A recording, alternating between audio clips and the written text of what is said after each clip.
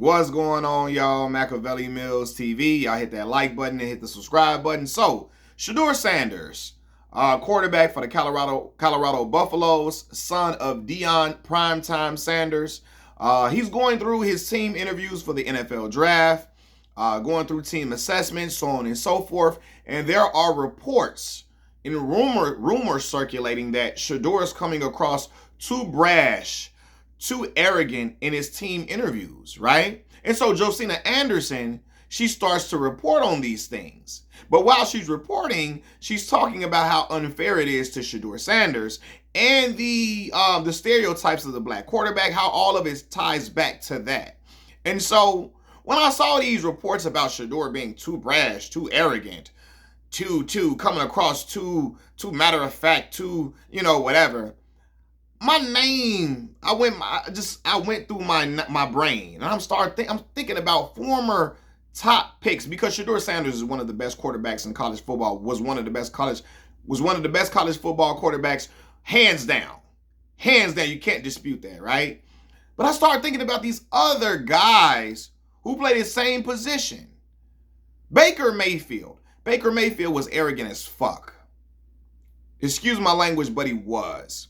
He was matter of fact. He was very brash. He was in your face. He was, this is what it is, I don't care. Like, he had a strong brashness, strong arrogance to him. All that was his bravado. And people ate it up. People ate it up so much he went number 1 overall. It didn't affect his draft standing. Nobody was off-put by him. They loved it. They looked at it as confidence. They looked at it as the bravado that you need to be a starting quarterback in the NFL. Then I think about Johnny Manziel. Johnny Manziel was the life of the party. I mean, Booze King. He was a wild boy, personified. If you're thinking about white frat boy culture, Johnny Manziel, he exemplified that. That's what he represented. And while he didn't go number 1, he went number 22 overall in the first round. And there were people that still felt like he was a can't miss pick. Now, you had some people that called it out and say, no, he's not, like Merrill Hodge. You know what I mean? But it was people that felt like, yo, you need Johnny Football. Johnny Football, that's the guy that you need under center for your team. You need him as the guy, as the head of the snake, despite him being a wild boy, right? Then, I'm a little young, but I remember Ryan Leaf. And what I remember people talking about Ryan Leaf was that Ryan Leaf had a bad attitude. He was arrogant. He was hot-headed. All of these things. And yet and still, Ryan Leaf went number 2 overall. It didn't affect his draft standing that he was a hot-headed guy. He had a bad attitude. He had a certain type of persona that, showed that he could be very, he had a bravado to him and so on and so forth. It wasn't held against him. He still got drafted high. You see what I'm noticing is, like the NFL, they're cool with the quarterback being brash and arrogant as long as they exemplify white frat boy culture, right? Now, Shedeur does not exemplify white frat boy culture. He exemplifies black culture. I'm gonna say this too, and I don't want my people to get offended. Y'all know, black folks, man, we love jewelry. That's just in our DNA. I know people are gonna like, how can you genetically prove that? Listen, I'm just talking, but for real. Most black folks, like my mama loved jewelry. A lot of y'all mamas love jewelry. There's some black folks that don't like jewelry like that. But a lot of black folks love jewelry. We like nice jewelry, like jewelry that bling and flat. That's what we like, right? Hell, his daddy was looking like when Deion got drafted. Deion Sanders he had his signing bonus on his neck. I remember them saying that we had the Jerry curl and he had all the gold on him, so on and so forth, right? Shedeur wears jewelry, flash like jewelry that bling. Like when they hit the light, the diamonds are dancing like Omarion and you got served. And to the a lot of these white owners of these teams and general managers, that's off-putting to them. Oh my God, look at his jewelry. Oh man, we're going to a rap video? What is going on here? Right? Shedeur does not exemplify white frat boy culture at all. He exemplifies black culture, black American culture, right? When you see the way he's wearing his hat, like how a lot of black folks wear their hats where we come from. You know what I'm saying? A lot of black folks wear their hats like that. And, oh my God, it's off-putting. Why is he wearing his hat like this? Oh man, oh my God. You know, now everybody is just really acting like it's the end of the world. I saw Jason McIntyre on Colin Cowherd's show. He was trying to position it to Colin Cowherd. Colin, you normally don't like guys that wear their hat backwards. How do you feel about a guy wearing their hat backwards at a job interview? You wouldn't hire me if you had me, if I had my hat backwards at a job interview, Colin. You wouldn't have hired me. Colin says, but is it, I mean, I guess it is kind of an interview, Colin. Like, I guess it is.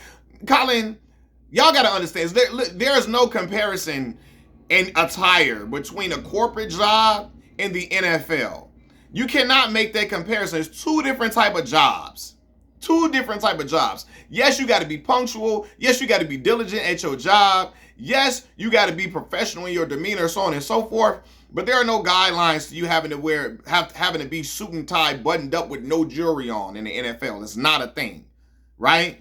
What it is that, see, for black quarterbacks, you got to be pristine. You have to be like buttoned up all the way to the top. You got to be like, they want you to be Carlton if you're a black quarterback. There's nothing wrong with being Carlton at all. Carlton from the Fresh Prince of Bel-Air. There's nothing wrong with that at all. I'm not saying that. But if you are the antithesis of that, if you are not even just the antithesis, that's too far. If you are anything off kilter of that, oh my God, what is going on here? What's going on here? You know what I mean? I watched Jason McIntyre say, I can barely see Shedeur's hat because the necklace is glistening. See, that's that bullshit. That's that shit, right? Jason McIntyre, he's not even a white guy. I'm not sure what his ethnicity is, but he's not. But Jason McIntyre, he's like, yo, his chain was glistening so much, I couldn't see his hat. I could barely see his hat because the necklace was glistening. What that is that he looking at Shedeur, why are you dressing like a rapper? Tone that down. That's not acceptable for a quarterback. Be more buttoned up. Don't do that. Because white frat boy culture does not exempt. They don't wear jewelry like that. Right? That's not their thing.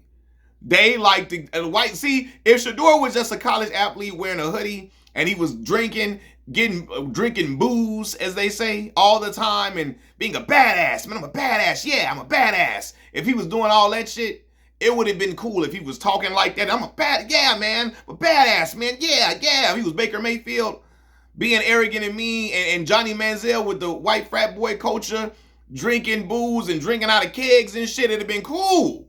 It'd be fine. It would be fine. But because he exemplifies, I hope I'm using the right word, exemplify, but because he represents black American culture, and because he stands in it, he wear the jewelry, got the hat backwards and stuff like that.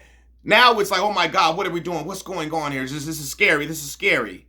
You know what I mean? Like, I'm telling y'all, man, at the quarterback position, black culture is demonized at the position. Like, you gotta be really, really buttoned up. Like, you know, white quarterbacks have more of a freedom to be themselves. You know, because a lot of them don't wear jewelry. A lot of them don't wear their hat backwards and stuff like that. That's not their culture. So them exemplifying a white frat boy culture, drinking booze and all, that's cool. Because that's something that a lot of these general managers, a lot of these scouts, a lot of these owners, they can relate to that. They cannot relate to Shedeur. And this is a very key part of the conversation as well. Because I want to add this too. They talking about Shedeur dressing inappropriately and all of that. Shedeur is a confident dude, and he's brash and all of that. He's confident. He's confident in his abilities. He knows he's a good quarterback. He's not being meek and mild. He's not, being timid in these interviews. And they cannot make him be timid and can't make him switch it up because Shedeur is already a multimillionaire, right?